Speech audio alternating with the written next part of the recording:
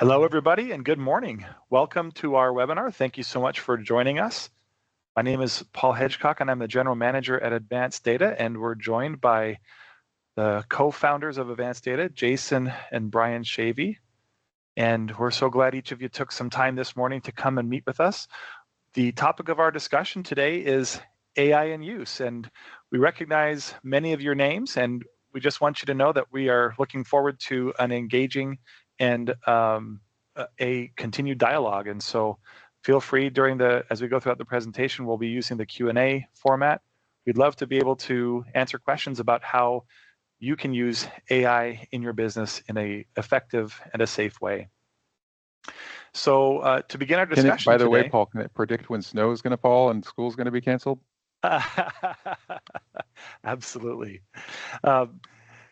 For those who, we snow across the region today, so hopefully you guys are all warm and safe. To begin our discussion today, we're going to turn some time over to Jason to talk a little bit about some of the tools and the costs involved, and we'll just kind of move along the discussion from there. Yeah, good morning, everyone. I'm excited to talk to you today about some AI, and this is actually our second webinar that we've been talking about this. And so we're going to build on what we were talked about previously. But if you didn't see that, no worries. You can always view it later, or we'll be able to kind of catch you up. So first thing we want to talk about is how do you engage with AI? There's seems like there's so many different ways, and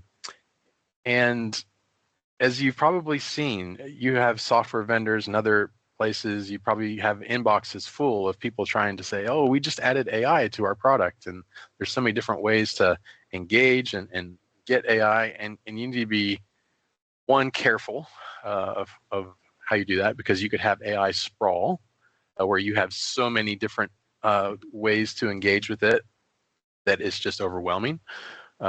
And you need to kind of look at it from a policy perspective from the company to say, how are we engaging as a company with AI?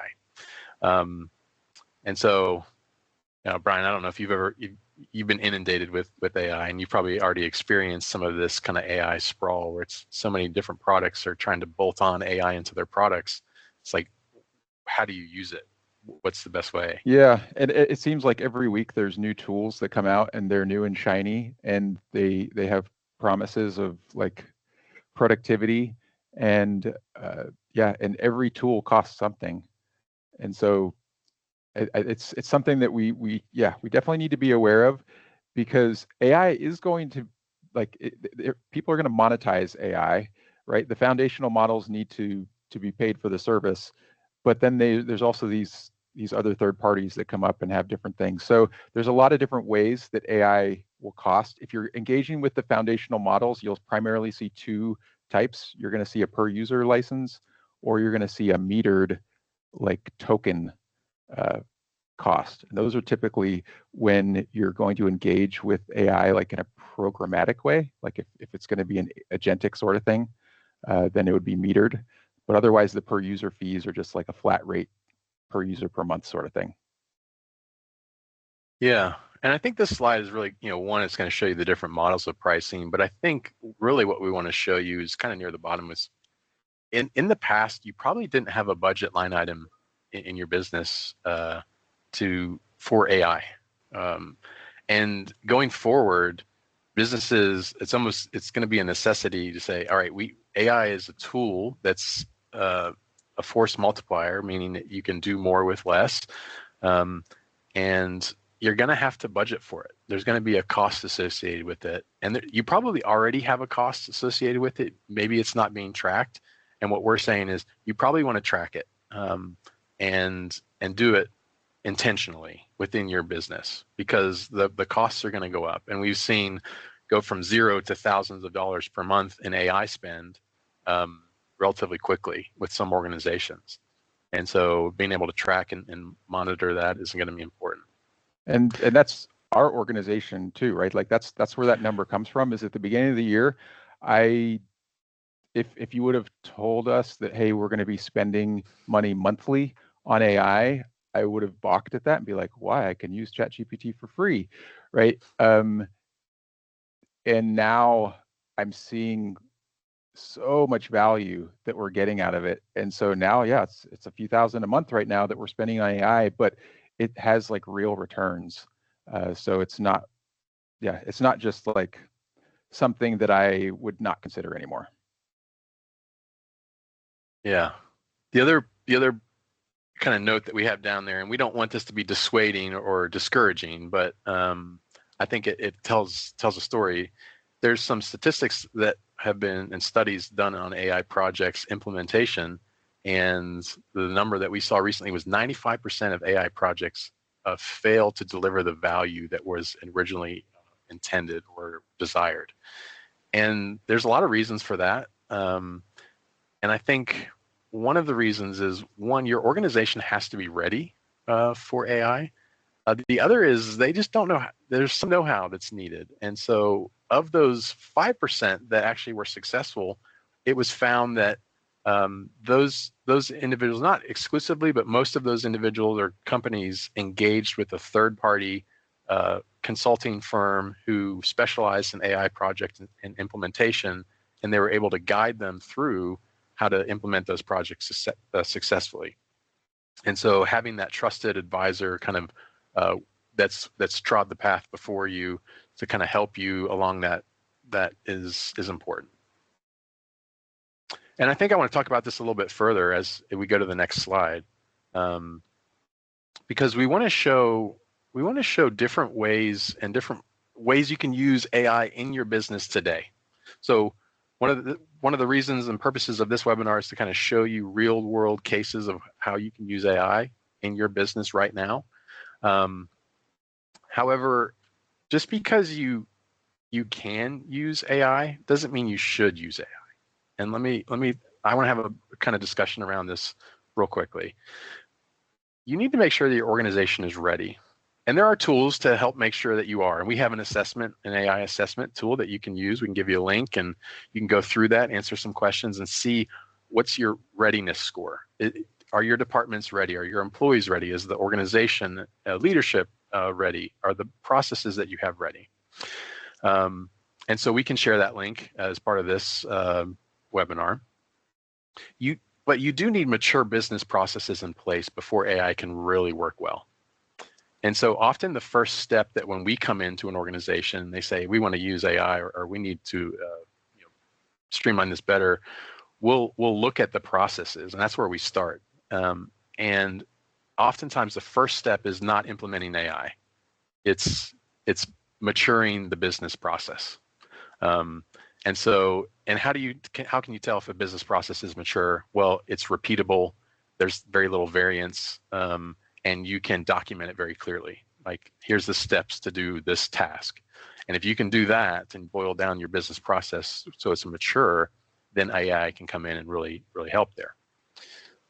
Paul, any thoughts on that as far as making sure that the business process is the kind of the leading indicator for AI readiness? I would totally agree with you, Jason. And I would just add that in order to automate and to refine and get the value out of artificial intelligence, you really have to have that firm foundation of what's happening and what's being repeated. Otherwise, what's going to happen is you're going to end up repeating and amplifying mistakes or messy data. And then that's one of the 95% where you don't get at the value that we're looking for or that you might be looking for out of an AI tool. Yeah, great point. And AI is really good at doing the mundane, like the things that for humans might be drudgery or might be prone to mistakes because it's something that's repeated and they may lose focus. AI is super, super good at that. But there needs to be a clear lane for AI to swim in order for it to be successful. Yeah, there has to be guardrails and say, yep, this is your task. Don't go beyond that. So this slide is really kind of sharing, if you, maybe some of you saw, and we shared it in our last webinar, but the CEO of Walmart, kind of the largest employer in the US, maybe the world, shared that he doesn't foresee any position or any job that AI doesn't affect. And so at some point, if whatever department you're in, AI can be used to help in that regard. And so I've listed some here. I've got 6 departments that are most common and probably exist in every small business to some degree. And I listed how AI can be used in some of those departments. We don't need to go through this whole list, but you can kind of look for your department or look to where in your business you feel like you could have efficiency gains and look at them. And I'll share a couple. One on the admin in general in the bottom right. This is probably the most common. A lot of you maybe even have your meeting AI bots here that are recording the meeting, taking notes for you, note takers, things like that. That's a really common one. It's like it can take notes, create to-dos for you, kind of organize the mundane things there. Under sales and marketing, this is another place where AI is really kind of taken off, where you can use it for lead generation. You can use it for scoring. Content creation is a big one. Have it write emails that are personalized. Have it write social media campaign ads and not just ads, but posts. And say, hey, for the next 6 months, I need posts for these categories. And it can build social media posts for Facebook and LinkedIn and other social media sites. We recently did this under the finances. We gave it our P&L and balance sheet, our goals for next year, and said, hey, sometimes you have to tell AI to be mean because it's overly nice to you, and say, hey, really criticize me. Where are we falling short? Where should we be focusing? Help me build a budget for next year that's going to stretch us, but is also achievable.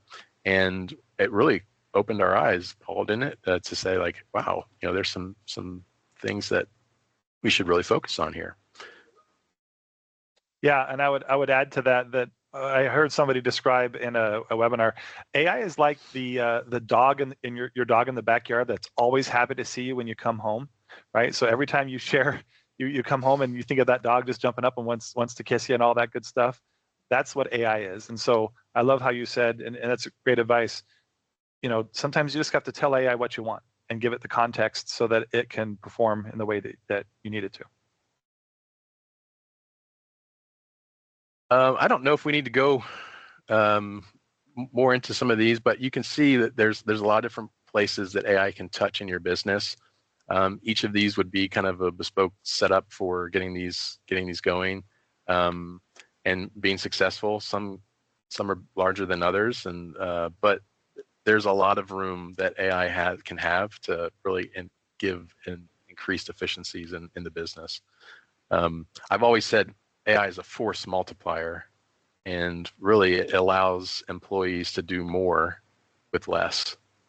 And Brian, I don't know if you've probably seen that a lot in what you've been doing. You've been kind of implementing AI for ourselves and for customers. Any insight there? I mean, I use it daily, and it is a force multiplier. I will say that it's a force multiplier for somebody that's already good at their jobs, right? Like if it's somebody that's a novice and a newbie, AI can like help them fake it.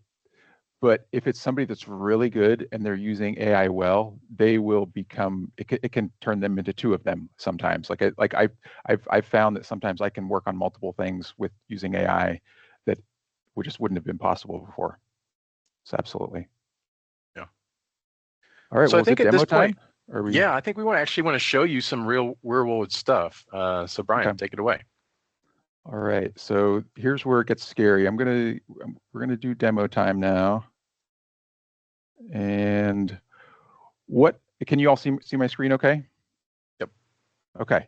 So what I have up here is a workflow builder.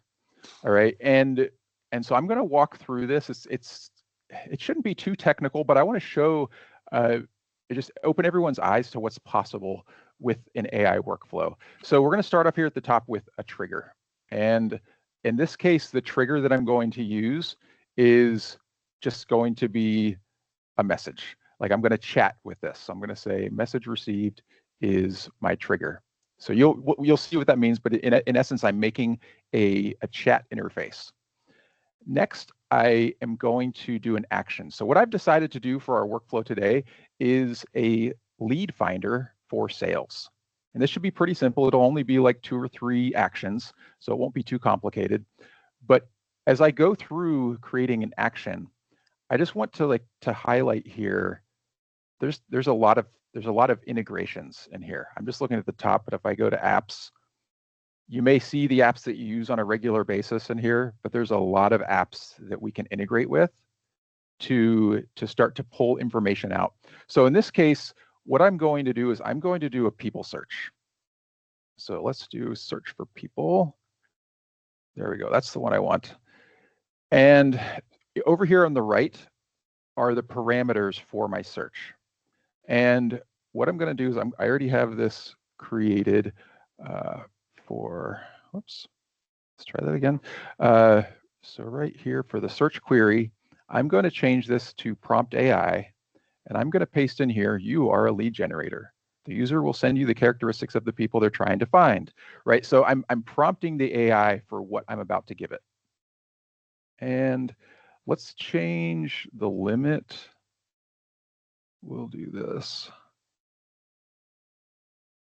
And so what this is saying is how many people will you return? Like how many names will you return if I'm looking for leads? I'm just going to say use 3, but if the user requests more, go with that instead. All right, so we're going to receive a message. We're then going to search for people. But getting a list in chat isn't that helpful.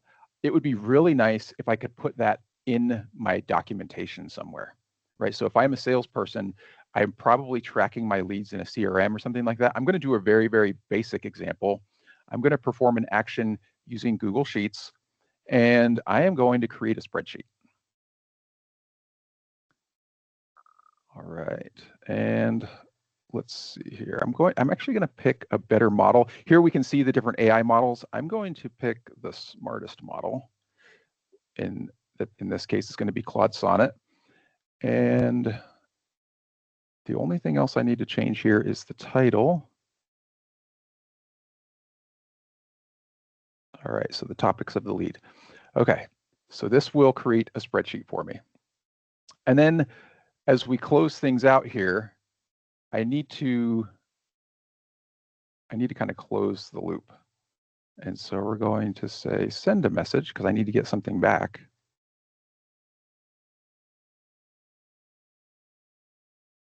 Good. And I'm going to set this to prompt. It's going to say send a link to the sheet you created along with a markdown table of the initial lead. So this is just telling it what I want to receive. So this looks good. There's one more thing I'm actually going to do is right here. I'm going to add an agent step.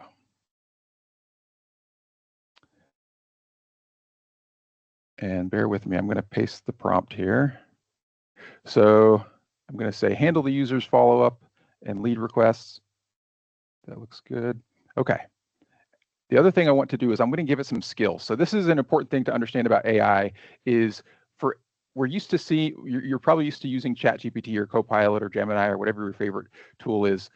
Sometimes you'll see the option to add like integrations or add skills. So in this case, I'm going to add to this the ability to do some things. I want to append rows. I'm going to be able to give it the ability to update columns in my spreadsheet. Let's do find a row as well. Okay, I think I've got everything I want. Actually, update row, I want to do that as well. Okay, so now I'm telling the AI, you've got these abilities. There's one more, and it's the people search again.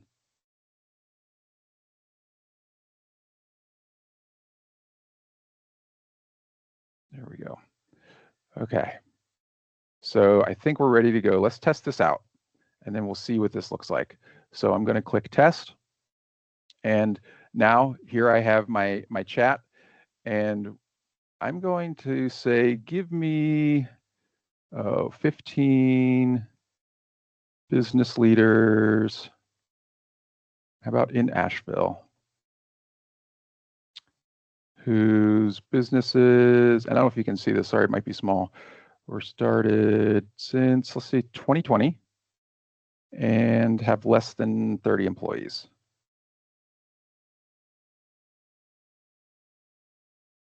Okay, so that's pretty specific, right? If I'm a salesperson and I have a product that I want to sell, and I know that this would be useful for this group. All right, so we can see that it's now doing a people search. It's now creating a spreadsheet for me.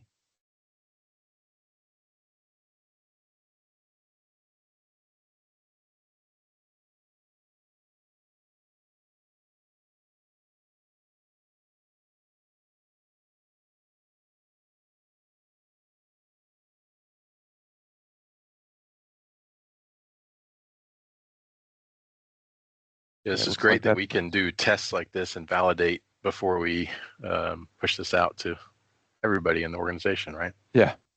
So there we go. So it gives me a list here, but here's the cool thing is if I click this, it gave me a spreadsheet as well, right? So I have a spreadsheet with all of this information, which is great. Let's say that I wanted more. Would you like me to yes, give me 5 more and add a column to the sheet that shows the year the business was founded.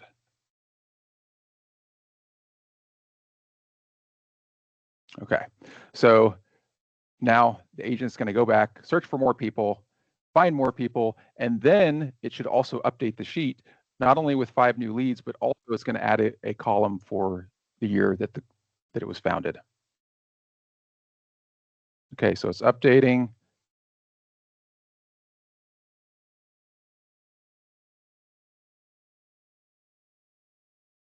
Okay, so it looks like it's appending those rows.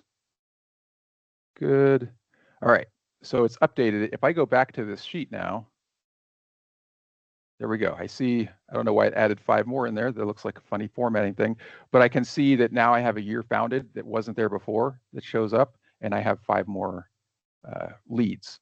So you can see that this is a great way to organize stuff. And I think that's where maybe people miss AI is like, well, it could just be a chatbot. Well, it could be a chatbot, but it could also actually do some work for you. It can integrate with systems.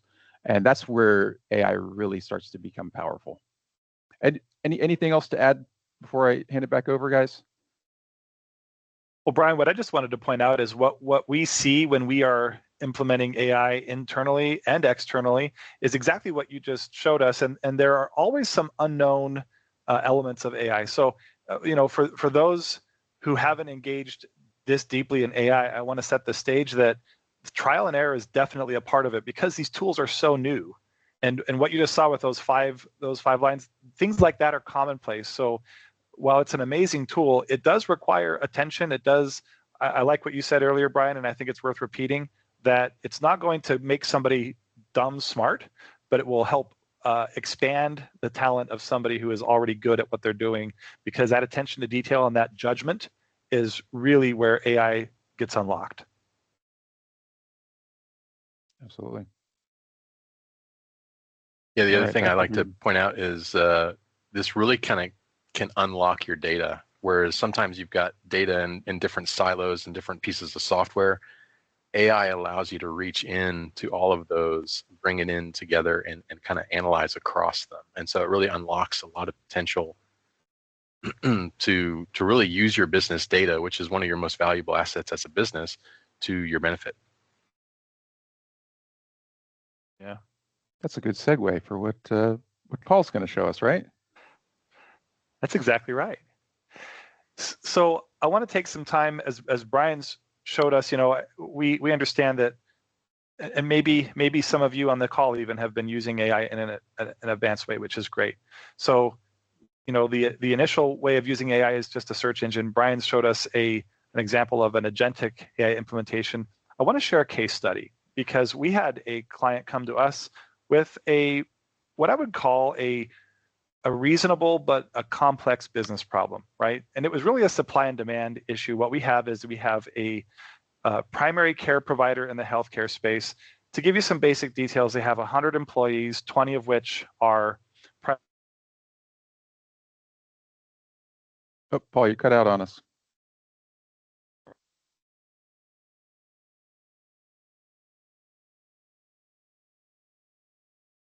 Am I the only one that stopped hearing him, or? No, I think he did. Okay. Can you hear me now? Yep, we sure can. You're back. Okay. Dear goodness. All right. So 100 employees, 20 primary care providers, call center team of 6 people, 500 calls a day.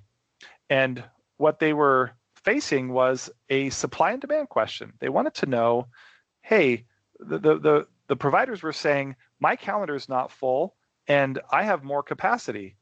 The call center team was saying, actually, that's not what we see at all. We see that you're full and the spots don't match up. And so as a practice manager, the question became, well, which is it? Which way, where is the problem that I need to solve, right? We know a big picture that there's something we want to be more efficient at, but we want to get details. And so we engaged with this client. They're a longstanding client of Advanced Data's. And so the process here is that we first started by taking all of their calls and recording them. And so their platform allowed, like Jason mentioned earlier, it's critical that the technology plays nice with AI and that we have the capability to get data and get it clean.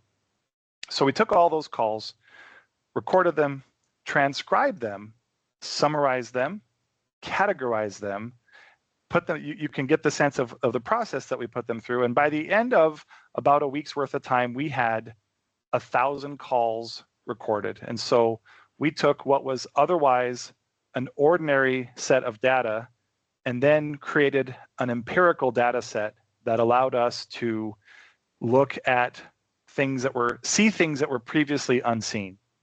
And what I want to show you next is just a simple 2-slide overview, which is a very gross simplification of the information that we were able to get from the exercise that I just described.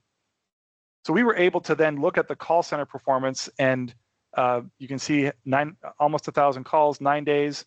We actually saw that appointment handling was very strong. And I just want to actually add briefly, I've spent most of my career in a call center executive position. And so the data we're looking at here, the time it would have taken for us to achieve this kind of information, can't even describe it. It probably would have taken a very wise and a very experienced person somewhere between 2 and 4 weeks to gather the kind of data that we were able to get. And what we found is that the appointment success was very healthy. Over here in the middle, you'll see that there is a 45% first call resolution rate. And I want to point out something really cool here. It says that that's below the industry benchmark. We were able to, using AI, gather industry benchmarks without having to go and source them ourselves or pay for them, get those IBIS World reports that cost $3,000 to $5,000 a pop. We were able to get all this information and simply fold it into the analysis that we were doing. And we also got some tonal and qualitative information. So not just quantitative information, but we saw that the frustration rate was actually low, okay? I want to take a moment here and highlight, and after I share this, I'm sure Brian or Jason have some additional experiences they could share, but what we took was an initial problem, and then AI really gave us a lot of details on the periphery and filled in some of the external context that made the experience much richer and much more valuable. Brian, have you seen that with AI usage in your experience? Absolutely, and it's really because AI has the ability to go through so much data at once, right? Like to be able to go through a transcription the old way it just takes a human to go through and quantify everything, and so it can see everything at one time and it can analyze it at one time, and it crushes it. It's amazing at how good it is at providing like details on a big data set. Yeah. So I want to show you the next slide here, because not only did it give us data and numbers, but it suggested some conclusions that we could then use our own judgment to validate and verify. So remember that we had this initial problem. right? The problem was, hey, is it a supply issue or a demand issue? Is the provider calendar too full, or are we not actually asking the right questions to get our patients the care that they need in the time frame they need it in? And here we have it, the availability myth was busted. So the appointment, there's not an availability issue. We just have a matter of matching needs to schedules, right? We also identified here again, a new set of information. What's actually choking the call center a little bit is prescription calls. So we now have a new place to focus attention that would help improve the experience of customers and improve the quality of work for the employee. And last but not least, we were able to get some very detailed information. And so you can imagine that this would start to get into some confidential spaces, but we could see that there was a wide gap in performance between the agents. Now, if anybody's ever worked in a call center before, you probably know that this is the hardest thing to stay on top of, and it's the first thing to go when things get busy, is how are my agents doing? How am I getting them feedback? Are they able to qualify their performance? Are they getting not just negative feedback, but positive feedback, the reinforcement they need, because it's a hard job. And all these things are available. So these are 2 slides out of just the 20 that we were able to present. If we kind of quantified this experience, what would have taken easily 100 hours of 100 man hours of work, probably a solid month of elapsed time. And I mean, we're trying to quantify things here, but it would have cost in total resources well in excess of $3,000. Took the practice about an hour of their time, 11 elapsed days, and cost a fraction of those $3,000. And there's no human error. And because it was done in 11 days and not a month, we can now get 20 days of value and efficiency out of this project as opposed to waiting that elapsed time. So, Jason, Brian, what are some of the other experiences you've seen when it comes to applying AI in our everyday life and in the life of our clients?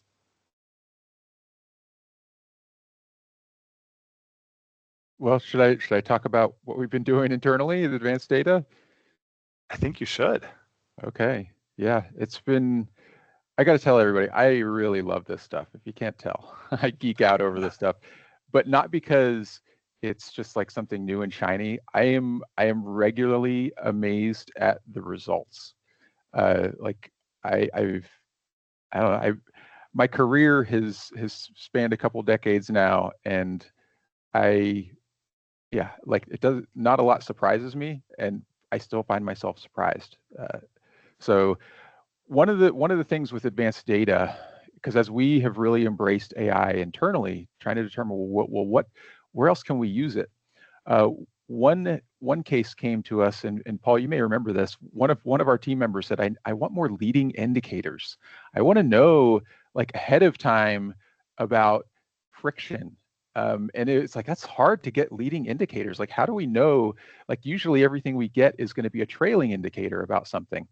And then when it came to, well, what if we were able to gather the customer sentiment in terms of our interactions with our technicians and our staff, if we were to do that in real time, rather than wait for, reviewing tickets or reviewing time entries and reviewing client experiences to find out, oh, like we stumbled here, or that experience wasn't great.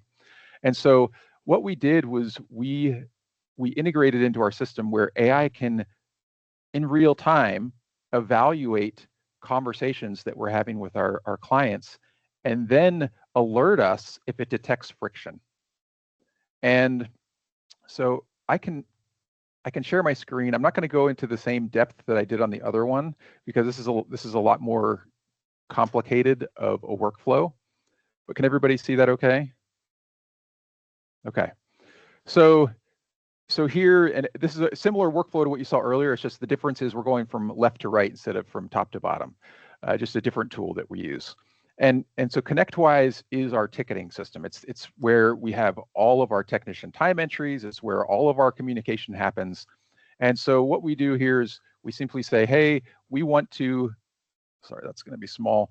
We want to see that whenever there is something happening on the service desk, that we watch it.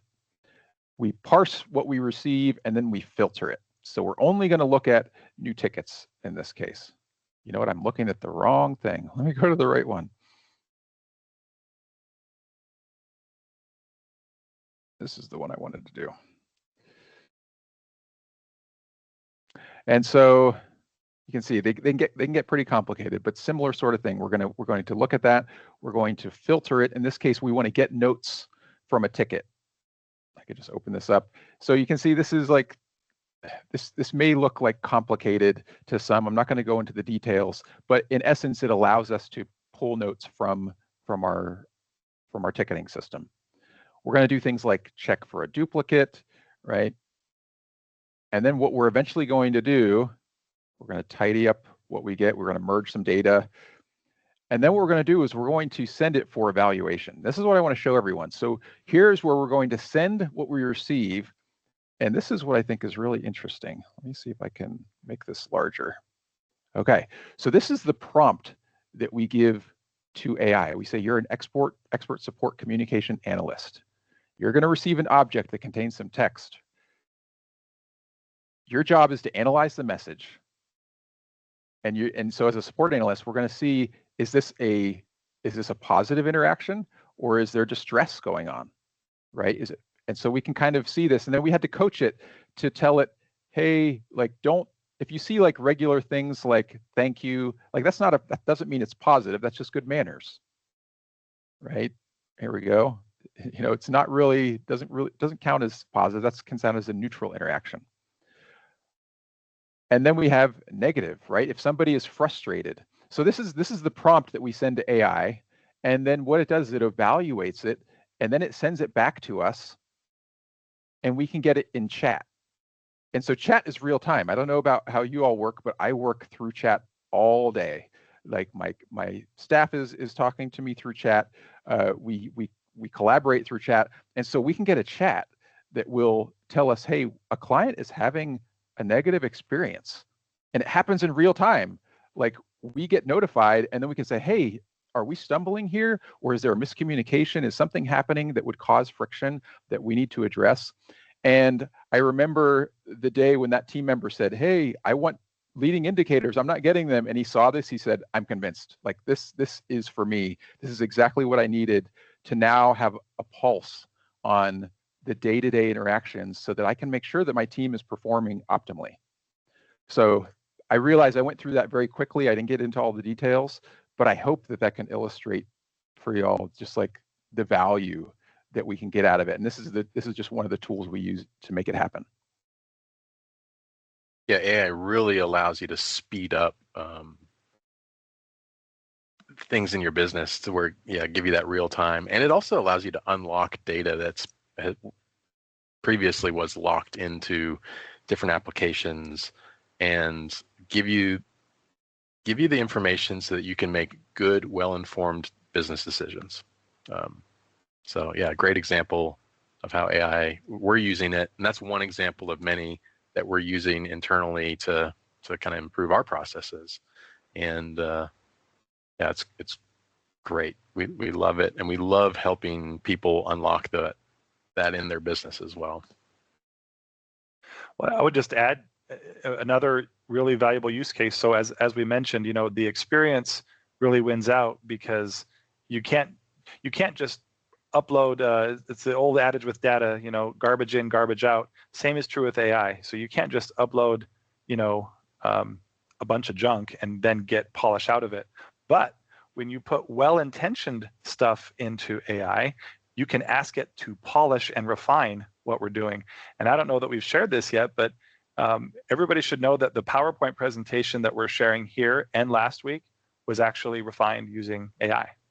And so we took our rough draft of information, put it into the AI engine, and received something. What it does is it lets us make sure that the fonts, for anybody who's strong in the marketing space, you can imagine all the time you spend trying to make sure that your fonts and your centering are all on and perfect. AI does it for us now. It's amazing. So let's take maybe a moment, and maybe it's time to open it up to some questions. So for all those partners of ours who are on the call today, we want to hear from you. Tell us what a complex business challenge might be that you're facing today. And let's talk about ways that AI might be able to help you solve that problem. And I'd also be curious to hear if anybody's using AI in a unique way that they'd like to share. I'd love to hear success stories as well. Yeah. So you can take these questions and you can put them in the Q&A section. If you'd like to raise your hand, you can also do that. But let's hear from the group.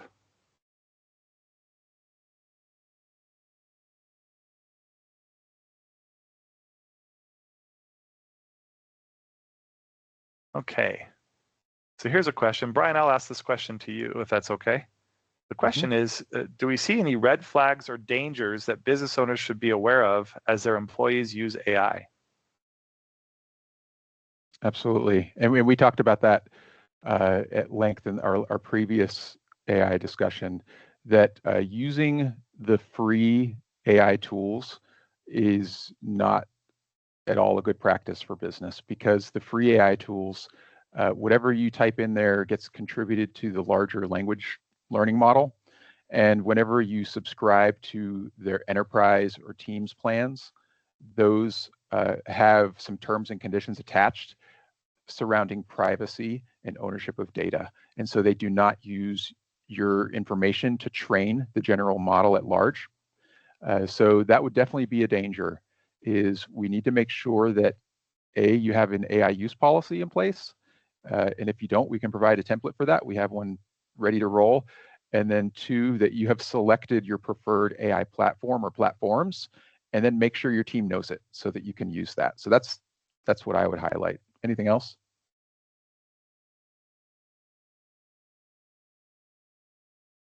I think education, just making sure that they know how to use AI, because I think a lot of people just use it as a Google replacement right now, and it's like, really, we're preaching and educating like it's much more than that. It's like the ceiling is much higher, and it can be implemented in ways that really have an effect on your business.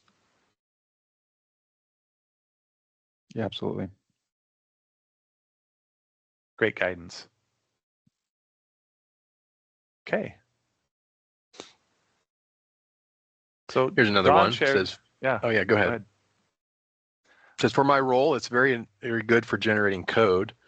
That would have taken me a long time to write previously. So yeah, I think AI is really good at that. There's some AI models that do code generation really well, and can really speed up a developer's capabilities. And you can have coding agents that say, hey, go do this thing, and it goes off and it comes back, and then you review it and say, yeah, that looks good. Maybe go change this. And it's really kind of fun to see in that development space how much AI is used.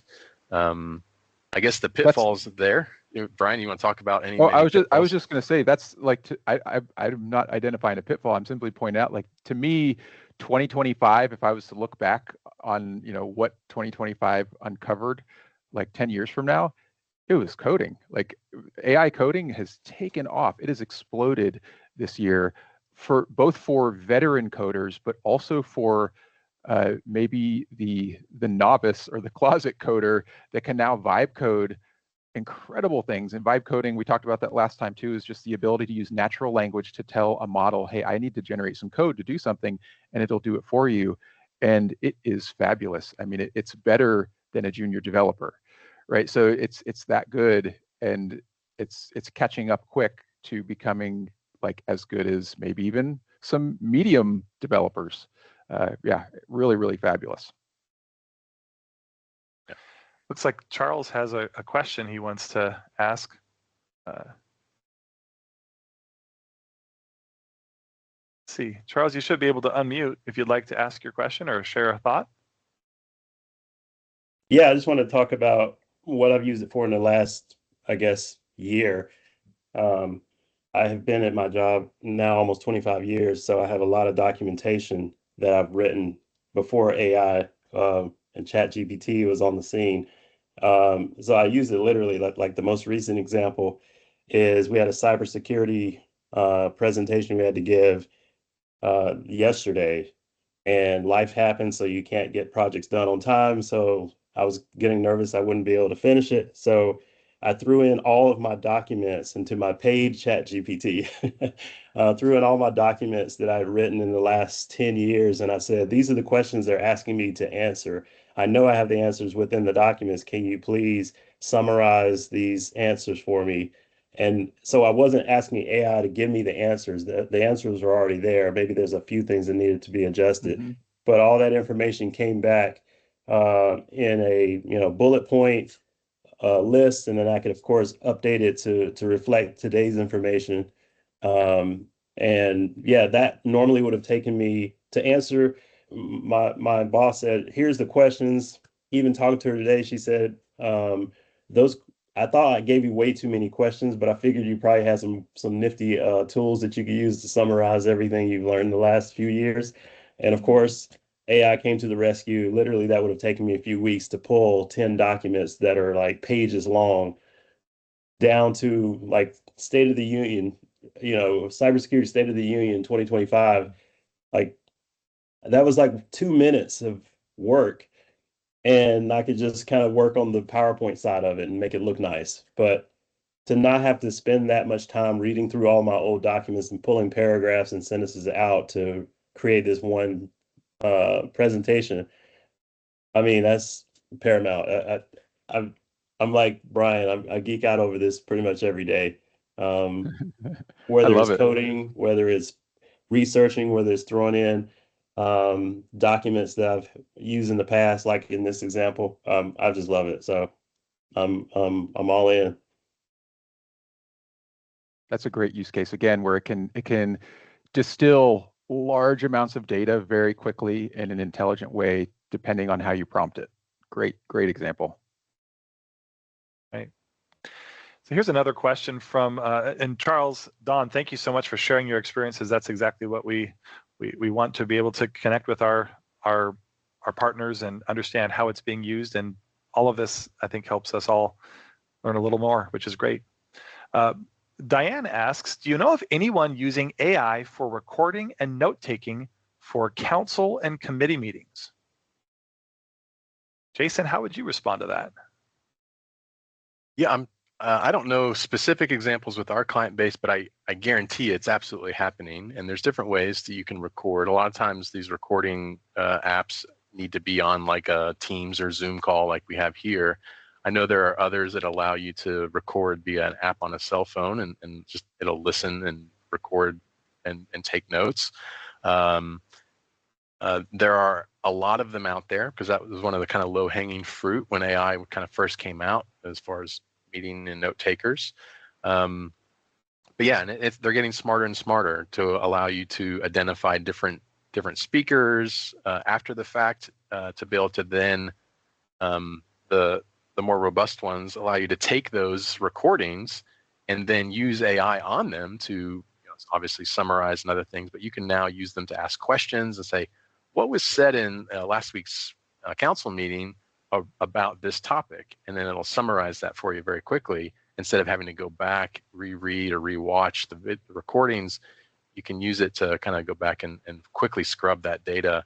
And so, yeah, if you have a need or a desire to kind of investigate that further, reach out to us. We're happy to kind of engage with you and see like what might be the best solution that you could look at. I love the feature where you can chat with the meeting. Like that, I think that's so cool. Like, right? It's like I remember being there, but I don't remember the specifics. You can chat with that meeting specifically, and it'll give you the answer, like what you couldn't remember. Yeah, just a great feature. Yeah, and I would add, for those who are in an administrative capacity where you're taking notes in meetings, the brain space that is freed up by having a note taker. I know we were asking about council and committee meetings, but even just in day-to-day operations, the the ability to focus and turn energy and attention, human energy and attention, to being present in a meeting is incredible. And so there are lots of opportunity there. Also, just wanted to take a moment to mention that we are very focused on making sure that our providers are continuing to implement AI in intelligent ways. And so for those who are using our 3CX phone system, in the coming month or two, there will be some AI options that we are carefully watching and chomping at the bit to implement and try internally so that we can share them with you. And that could also include things like transcription, note-taking, AI answering features and capabilities. Brian, what features am I missing in that particular rollout that we're looking towards? I mean, I think the one that's maybe the most intriguing, but also the most scary, is the thought of being able to have an AI agent be able to answer and route calls, right? I think we have all had bad experiences with robot like phone systems where you say something and it doesn't understand, right? Like that's so frustrating. With AI, it's getting better and better and better. Like again, I continue to be surprised, and so I just have high hopes. I don't know if it's going to be as good as I'm hoping, but in the demos that I've done and the tools that I have used so far, I have been struggling to determine at times that I wasn't talking to a human. Like, so it's getting really good. So that's what excites me the most about that is, hey, could we have intelligent routing of calls, right? Because that example you gave earlier of we have agents doing things like physical human beings as those types of agents. It's like, well, how much could be offloaded where before it gets to a human, could we lighten the load for them before it gets there? So interesting. Excellent. Well, as we wrap up, I would say, if you have any more questions, feel free to post them. I guess if you're joined this webinar and you're at this point now and you say, yeah, I've used AI, I would like to use it more. I would encourage you to reach out to us and see, one, we could do an AI readiness assessment. Two, we can engage further and really dig into your business processes and see where AI might be able to be a force multiplier for you as well. If you just have that itch to say, like, I want to use it, I just don't know how or where, that's where advanced data can come in and help. And so I would encourage you to reach out to us. Also, a plug here for our next webinar, January 8th, Planning for Digital Transformation. There's a QR code you can scan, get signed up for that. We're going to continue to have ongoing webinars, not just on AI, but other topics as well. But so yeah, sign up there. Any other questions? I don't know if I see, but I would also add to that if we didn't cover what you were hoping to hear today, please tell us. Like if there was something specific, like, oh, they didn't do this and I was expecting that, please let us know, because if you couldn't tell, we do love this stuff, and we want to be able to engage and meet you where you are and what's interesting to you and where your business needs are. So like, please just give us feedback and let us know. I'd rather hear about this topic, and we will gladly pivot to whatever it is that will help you the most. Absolutely.